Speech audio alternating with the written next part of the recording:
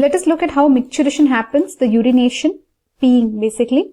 So your kidney makes the urine, right? So here's your kidney, it makes the urine, and via the ureter, it reaches the bladder. So this is your bladder here, and the bladder stores the urine, and whenever it is appropriate, it will send it out via the urethra.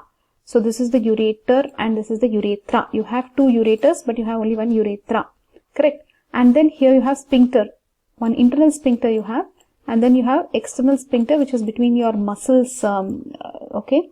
So this is what you should understand. So parasympathetic makes you pee. So remember what makes you pee? Parasympathetic makes you pee, that is your S2, S3, S4, it will make you pee, right? Your pudendal nerve also here makes you pee, okay? So this will make you pee. Parasympathetic makes you pee. But if you don't want to pee, then how is that happening?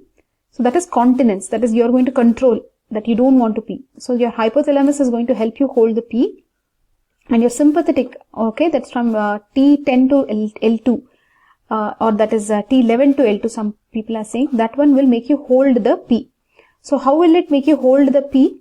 It will send to the detruser muscle, that is your bladder muscle. It will ask your bladder muscle to relax. So when your bladder muscle relax, it can hold more pee, isn't it? And also it will tighten, it will actually contract the internal sphincter muscles. So that time again your pee cannot get out. So actually this detruser muscle relaxes and internal sphincter muscle contracts, okay? So here relaxation, here contraction, but achieving the same thing of holding the pee, okay? So that is one thing. What else you should know here? See, the sensation of peeing comes when your bladder is almost half full, okay? So that desire is sent to the spinal cord. But then hypothalamus can say, okay, don't pee now, okay?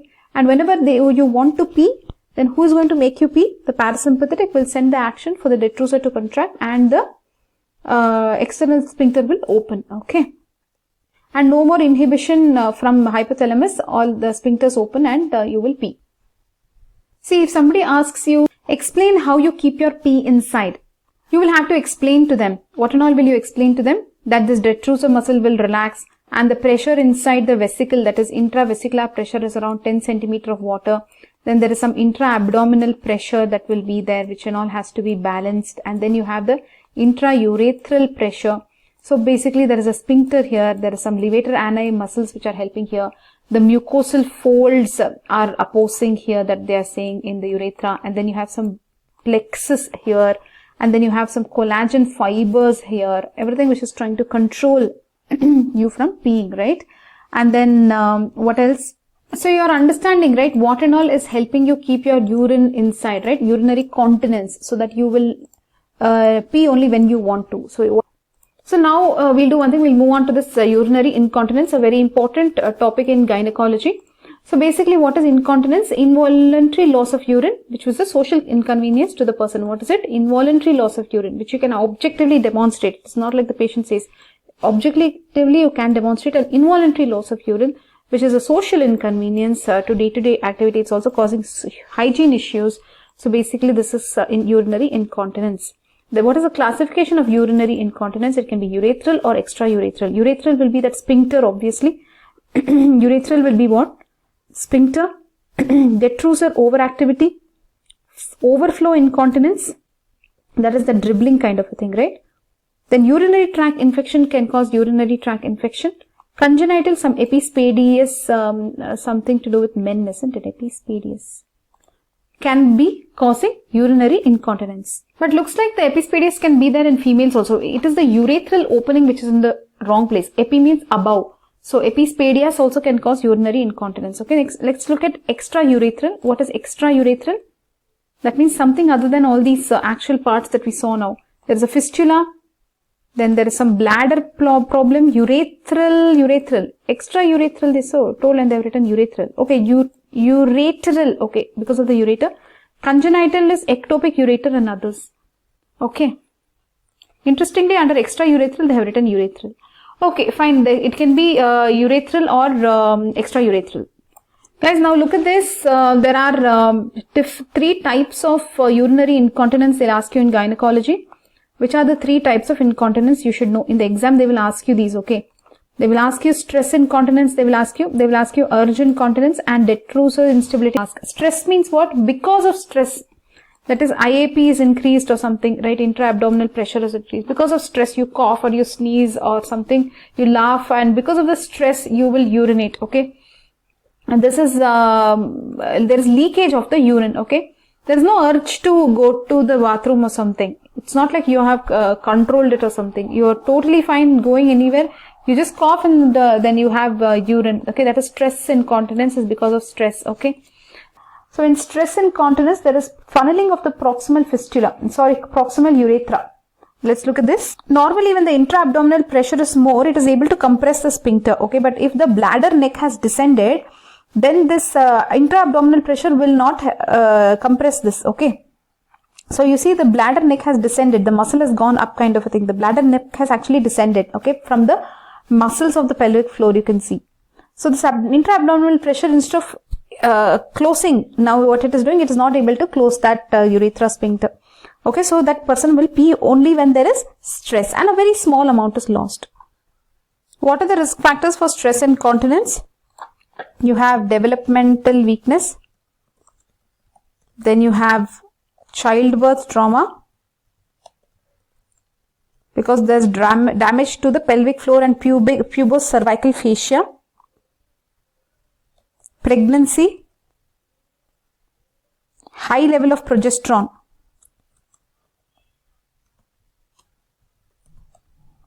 post-menopausal, these people whoever have less estrogen,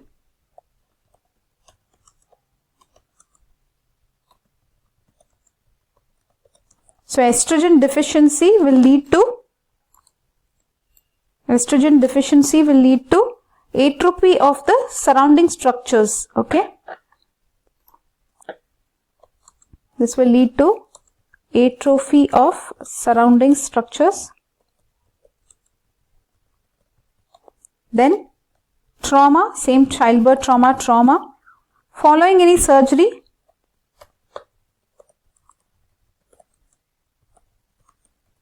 then age greater than, basically as you get old, so let's put it as old age. And lastly, they have written obesity, because their BMI is so much, right?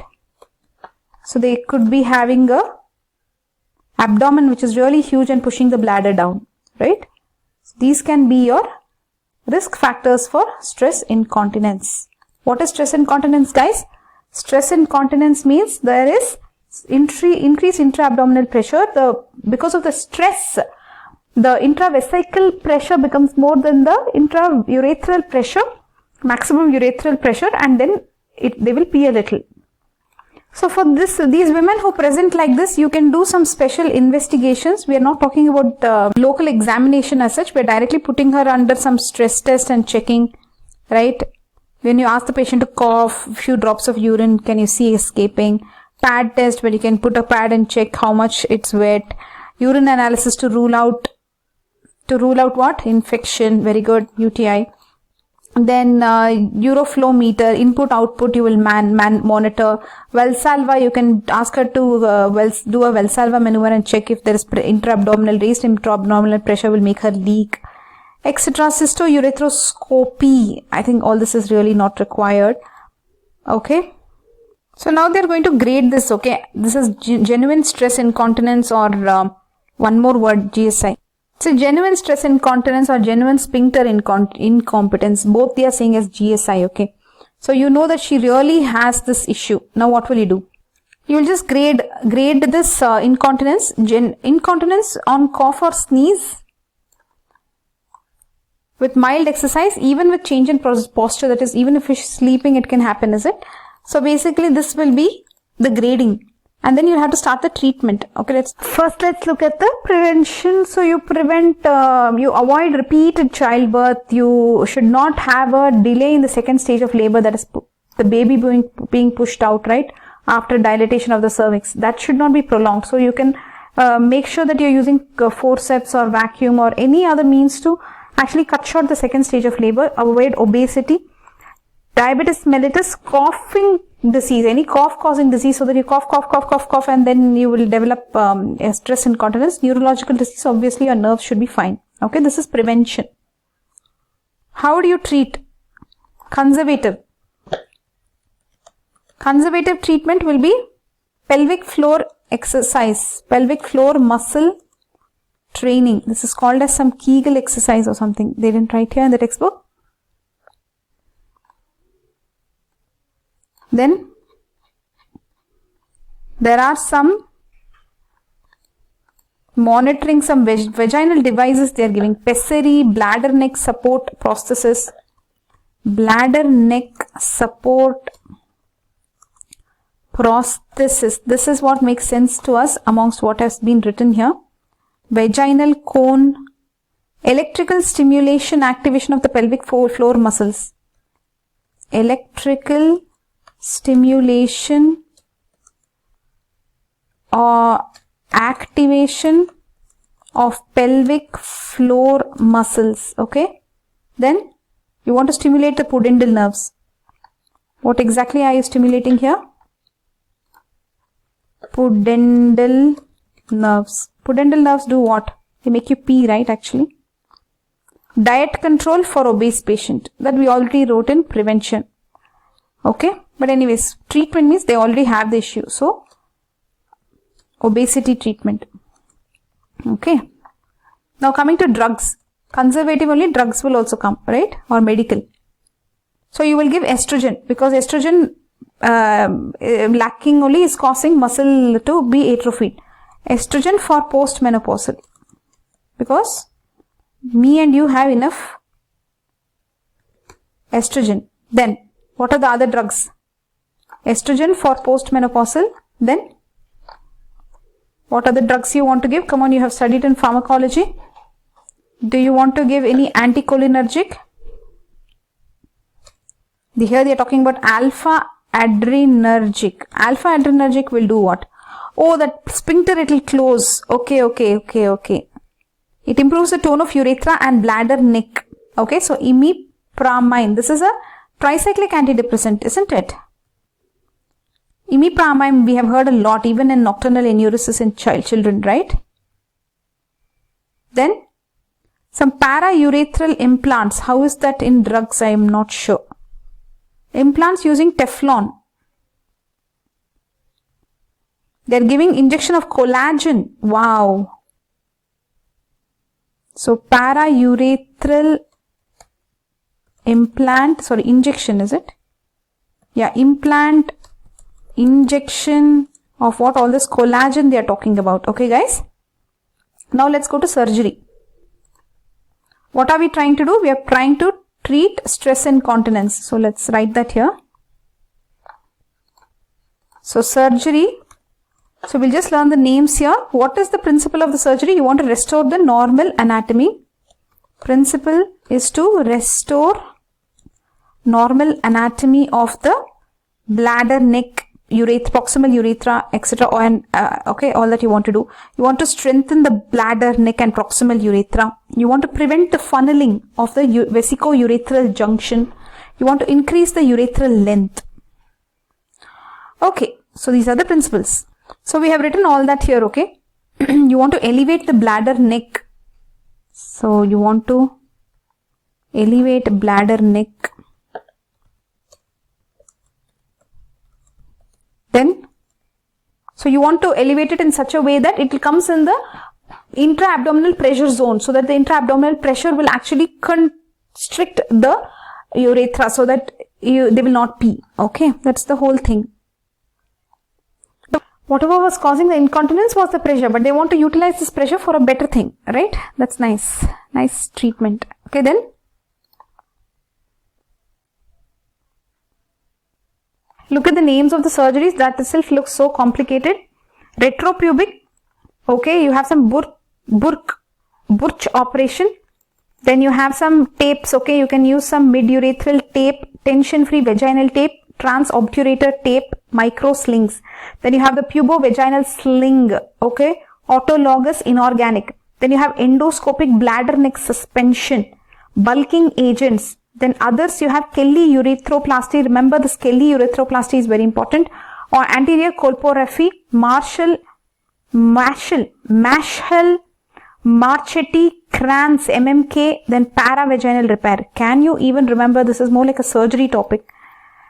A lot of names here, isn't it? But let us look at what exactly is bulking agent at least. So this bulking agent actually is referring to things like collagen, Teflon, calcium, hydroxyapatite, and polyacrylamide hydrogel. Can you remember? Just remember at least collagen, Teflon. So basically, they are injected transurethral or periurethral under cystoscopic guidance. Okay, these work as an obstructive agent at the level of the neck of bladder. So imagine you're just putting it for obstruction. That is bulking agent. Okay, these bulking agents work for only short period of time, guys. This surgery is this gold standard is Burke. Okay, Burch Colpo suspension is gold standard, they are saying. So just look at the images directly from the Datta textbook. This is Burch Colpo suspension. Burch. This is the gold standard looks like. Then you have the MMK procedure they have shown here, some Dacron support. Okay. This is the TVT procedure. TVT means some tape they are putting here, see, for the bladder or around the bladder neck. And what are they doing here? This is a tension-free vaginal tape, TVT, tension-free vaginal tape. They're putting some nice tapes inside, collagen inside, just to tighten that urethra looks like. Here they have shown you both TVT and TOT. TOT is transobturator tape, isn't it? So, interesting procedures. Then here they are putting transobturator tape, same thing. They're showing only the transobturator tape here. So look at the surgery names again. Retropubic Burch gold standard, mid-urethral tape, you have tension-free vaginal tape, transobturator tape, then you have some micro sling, you have some slings like pubo-vaginal sling, you have the endoscopic bladder neck suspension, bulking agents like collagen, etc., where you can block the urethra. Others are the Kelly urethroplasty, anterior colporrhaphy, we have heard this so many times. Marchetti Kranz, that is MMK, paravaginal repair. In this video, we have covered stress incontinence, right? So stress incontinence means because of increased intra-abdominal pressure or whatever, there is little peeing that happens. This is because the intravesical pressure exceeds the maximum urethral pressure. Okay, and the amount of urine lost is actually very small. So then what else? That is main thing here is when you see the anatomy, there will be funneling of the proximal urethra. This is the main thing. Okay, there is funneling of the proximal urethra. The same intra-abdominal pressure which was supposed to close the sphincter cannot close the sphincter because there is funneling, right? So this bladder neck has descended. So this abdominal pressure is not able to close this sphincter, right? It's not able to compress the upper urethra. Okay. So this is the whole reason. The risk factors we told you: childbirth, pregnancy, trauma, old age, obesity, menopause, etc. And the investigations, you will order a lot of investigations like this. Especially you will have to rule out infection. Because in urge incontinence, there is infection. So you have to, in urge incontinence, you'll have to just treat the infection. In stress incontinence, there is no infection. Okay. And what else? You will see that there is bladder neck funneling. This is the only thing you have to write. There is bladder neck funneling. Okay. Bladder neck funneling is there, very important for you to say. Okay. Then grading, you can grade 1, 2, 3. Okay. And how will you prevent repeated childbirth? You should avoid delay in second stage of labor, prolonged second stage of labor, not good, obesity, not good, diabetes mellitus, tuberculosis or any cough causing disease is bad. Neurological disease is also bad because nerves you need, right, to control your bladder. Treatment for stress incontinence, pelvic floor muscle exercise you can do, bladder neck support prosthesis you can use, vaginal cone, you can have electrical stimulation of the pudendal nerves, obesity treatment you can take, drugs you can, if you are postmenopausal you can take estrogen, then you can try alpha adrenergic imipramine,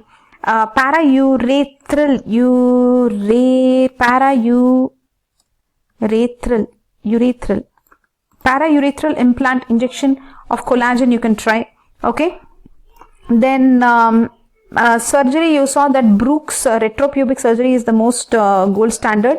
Then you can use some tapes like tension-free vaginal tape, transobturator tape, microslings, auto. Then you have pubovaginal slings, bladder neck suspension by endoscopy, bulking agents like bovine collagen, etc. You'll just obstruct the urethra, but that's a short-term treatment. Then you have Kelly's urethroplasty, anterior colporrhaphy, Marshall Marchetti Kranz surgery, and then you have paravaginal repair. Okay, so hope you have understood the what stress incontinence is. Hope you have understood. Now let's move on to urge incontinence. Okay, now urge incontinence means what? There is an urge kind of a thing. So urge incontinence has two parts. You have sensory and then you have the motor. Motor is the one where there is overactivity of the detruser. So detruser overactivity will be there in this. Okay, so sensory one, they are telling that there will be infection, right, and basically this large amount of urine loss. Now coming to detruser instability or overactive bladder, this is what we will focus on mainly. Okay, this is what they will ask in the exam. Okay, this one they will ask. Urinary incontinence, detruser instability, this they will ask. So even when the bladder is little full also, you will have urge to pass urine. So let's look at this detruser incontinence. So like we told you, there are two things here, sensory and motor. And the causative factors they are saying is mainly we are focusing on the detruser overactivity. So here there will be some neurogenic cause, you can say, right? And then there will be some surgery, following surgery there can be some problem, or idiopathic, psychosomatic, so something to do with the thinking, right? And then basically acetylcholine induced stimulation is happening, okay, of the muscle, so of the bladder muscle. So this is because of the muscarinic receptor. Do you remember where these are? See here you have the acetylcholine and M3 muscarinic receptor. So this is the one that is getting, see it makes you pee. It's written here PEE. So this is parasympathetic. So it makes you pee. So this is what is getting overactive. This is making the muscle of the bladder overactive. So you can talk about early Parkinsonism, diabetic neuropathy also. Okay. So all these can cause urge incontinence where the bladder is having overactivity, is it? So how will you treat this overactive bladder? You will have to tell them to have to give some psychotherapy, right? You'll have to treat their psychological issues, neurological issues you will treat, diabetes you will treat. Behavior, you tell them to limit fluid intake, reduce tea, coffee, stop diuretics because this is what is making them pee so much, right? Stop diuretics. Bladder retraining, you retrain their bladder, reduce tea, coffee. Now let's move on to specific drug therapy for this overactive bladder. So the drugs you want to give should inhibit this bladder contractility. It should not contract much, right? And the neck of the bladder and the urethra should have more resistance. So that is what you want to target. So what are the drugs you will give? You will give anticholinergics, antimuscarinics. Remember some names at least. Oxybutylin. Can you remember one name at least? Oxybutylin. Oxybutylin. Okay, please look at this. And antimuscarinic, can you remember? Solifenacin. Imipramine chloride, this hydrochloride, we know this. This is tricyclic antidepressant. Then antidiuretic, vasopressin. This also we know. Oxybutylin, solifenacin, at least that much you can remember hopefully. Alright, this is the table from the textbook. Now, coming to other drugs for postmenopausal, perimenopausal women, give estrogen. That will stop the muscle atrophy, right? It will not allow muscle to become atrophy. Then intravesical therapy, that is intra-bladder, going to the bladder. Capsaicin is a neurotoxin. Capsaicin, we have learnt this in somewhere, right? Capsaicin is a neurotoxin from red chilies. Wow, neurotoxin from red chilies. Just eat red chilies, huh? So it improves this. And this resiniferatoxin. Resiniferatoxin. This is more potent than this capsaicin, okay? Resiniferatoxin. Capsaicin will have side effects of pain and burning, I am guessing because it's from red chili. Botulinum toxin also will help, guys. Neurotoxin is effective in intractable DO, that means detruser overactivity. You can give botulinum toxin, it will relax the muscle, isn't it? So tell the treatment for this overacting bladder. Capsaicin, Then resiniferotoxin, yeah, and then botulinum toxin. Very good, very good, very good. Resiniferatoxin, botulinum toxin, capsaicin. Okay. That's it, guys. We are done with the treatment. Surgery? Any surgeries is there? So surgery, if it is not relieved by drugs, etc., etc., surgery may help. What will you do? Denervation. Remove the nerve. Cystoplasty. Urinary diversion. Okay, if you can write all this in the exam, great. So in this video, what and all we have seen, we saw how micturition happens. Then we saw what urinary continence is, who helps you control your urination, right? So basically here in this diagram, they have shown that intra-abdominal pressure will put pressure on the urethra and there will be some kinking. So it will narrow the urethra. So that is one way. Then urinary incontinence means what? Involuntary loss of urine, which is causing hygiene issues and social inconvenience. Okay. That is urinary incontinence. So it can be urethral or extra-urethral, they have said. Okay. And then, and in the incontinence, there are three things that you should know. Stress incontinence, this is gynecology we are looking at. So there is stress incontinence, that is only when there is coughing or laughing or what else? Coughing, laughing, increased intra-abdominal pressure, that is, there will be a small leak. Okay, that is stress incontinence. The proximal urethra will be funnel shaped. Okay, this is what you should know. Only small volume of urine is lost because of stress. Okay, and what about urge incontinence? In urge incontinence, you have two types, that you have sensory and then the motor. Sensory is where because of infection or something, large amount of urine is lost. Then main thing they have asked is this overactive bladder. This overactive bladder basically because it can be neurogenic, etc. So there is large amount of urine lost in this also. Basically here what will happen, there is a urge to pass urine even at a less filled bladder. Okay. Each of this we have looked at much detail in the video. Okay. That's it for now, guys. Bye bye.